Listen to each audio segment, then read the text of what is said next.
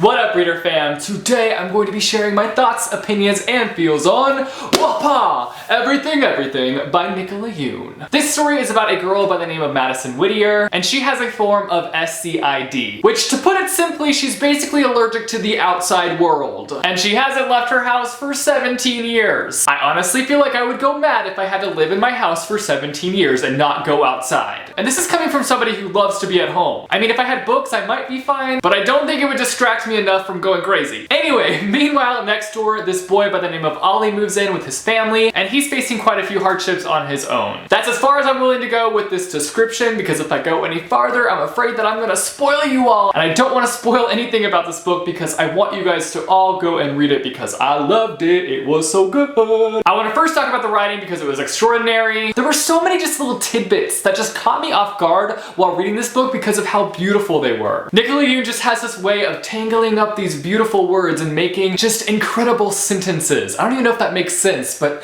that's what I'm thinking in my head right now. She just has a way of putting words together in a really unique way, and it just comes out so poetic and stunning. Specifically, when Madeline was talking about the way that she was feeling and how things were affecting her, just the way that she described her feelings was just so different. There was a few times when I would read a sentence and I would just have to go back and read it like 10 times again just to let it fully sink in and just to fully appreciate the time and effort that went into that one sentence. I also love the graphics in this book, from the IMs to the emails to the schedules to the charts and the little art pieces that we see throughout the story. There was just a lot of fun little extra elements throughout the story, and I think it just enhanced the story. Speaking of the story alone was fantastic. It definitely goes in a surprising direction that I don't think most people will expect it to go in. I will admit that I was able to pick up on a few things, but that didn't take away from my enjoyment of the story. I still thoroughly enjoyed this story. When you first hear the description for this book, it kind of sounds like a cliche story idea, how this girl is living in her house and a boy moves in next door and he just like changes her world. But that's not all this book has going for it. There's a lot of things that go into this story that make it shocking and unique. I adored our main characters, Madeline and Ollie. Our main character, Madeline, in the story is half Japanese, half African American, so holla diversity. They're both going through so much throughout this story, and I feel like together they rely on each other, they lean on each other, and they're just there for each other, and they just form such a beautiful connection, and I loved seeing that throughout the story.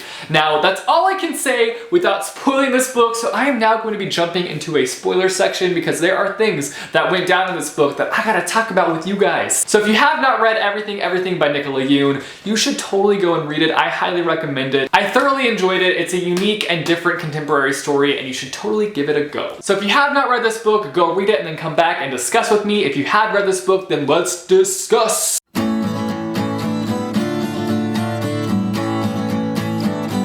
So let's talk about everything that went down in Everything. So at the beginning of this book, we're celebrating Madeline's birthday, and you just can't help but feel so sorry for this girl. It's another year without a cure. It makes it even more sad having finished this book and knowing the outcome of everything, which we might as well get into it. Let's just talk about the big plot twist in this story. Madeline's not sick, like what the heck? At the beginning of this book, I loved the mother-daughter relationship that we saw between Madeline and her mother. It was nice seeing a relationship where the mom and daughter communicated and spent time together. Mind you, at the beginning of this book, they really only had each other, but it was still nice seeing that relationship. I will admit though, I started having suspicions about the mom, mostly because there was a case that was similar to this one that went down in my hometown, but it ended in murder. Thankfully, this one got a happier ending, even though it does suck that Madeline spent all her life up until this point living in her house. Nobody died. Everyone's still alive. Hallelujah. It was just so devastating having everything go down for so many different reasons. It's sad because the mother is a doctor and she knew her daughter wasn't sick. And it's also sad that she kept Madeline inside and wanted to protect her because she just was afraid of losing someone else in her life because she's already lost her husband and her son,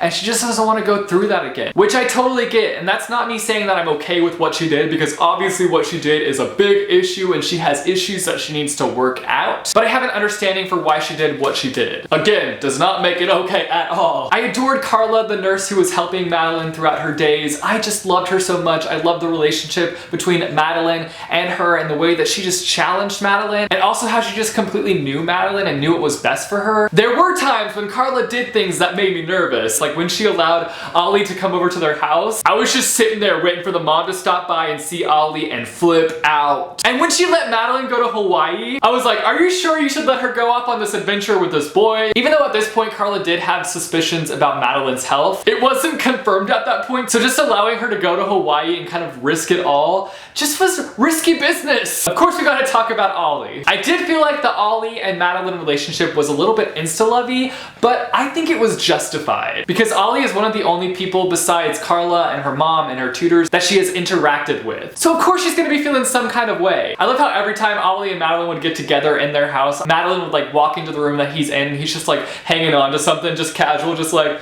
hey, what up, Madeline? Just hanging up here, just climbing your wall, don't mind me. That moment they first touched, and we don't know at this point that Madeline isn't actually sick, I was just like, she gon' die. There were so many fun conversations and interactions between Ollie and Madeline. Let's agree to just be friends, okay? Okay, but no more checking out my muscles. Friends, Ollie, and my eyes. No more talking about my freckles, and my hair, and your lips, and your dimple. You like my dimple? Friends, okay. Are you sure you're okay? I feel brand new.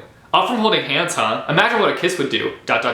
Friends don't kiss, Ollie. And when they finally kiss, I was just waiting for the mom to pop in and be like, oh hey, I was just popping in for some lunch, and her just being like, what is going on here? Or for Carla to pop in and just be like, get out, Ollie, get out. I was beyond freaked out when Ollie and his dad are outside fighting. First off, I was freaked out because they're fighting and I was like, oh great, this is not gonna end well. But then Madeline just like runs outside. I'm just like, Madeline, what are you doing? Stop. I was just like, well, cat's out of the bag. The mom knows now, no more Ollie. I was so shocked that Madeline was willing to risk everything to go to Hawaii. Obviously, I can't imagine what it's like to live in a house for 17 years. I do imagine that it's suffocating, but I was surprised that she just left a note for her mom and was just like, peace, later mom. The whole Hawaii trip just made me so nervous. Again, at this point, it's not confirmed that she's not sick. So I'm basically just reading, waiting for Madeline to fall over dead. Or for the mom just to arrive in Hawaii super pissed. Also at this point, Madeline doesn't have a cell phone, so the only way for her mom to really track her down is to check her credit card charges or to go through Madeline's emails, but she has no real way of contacting Madeline, and that was scary. It made me so nervous when everything caught up to Madeline and she was having that super bad reaction and she couldn't even like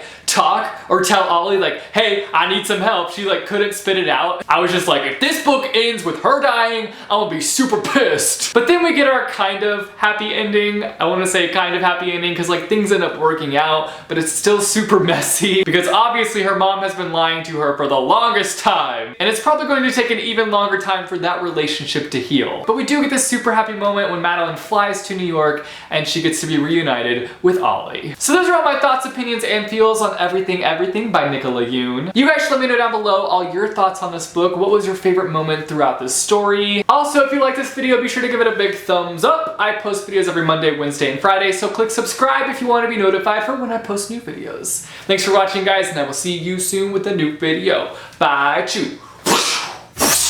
What up, reader fam? The DNF zone. Let's talk about it. You've maybe heard of the term friend zone before, but have you ever heard of the DNF zone? It's a place where no book wants to go.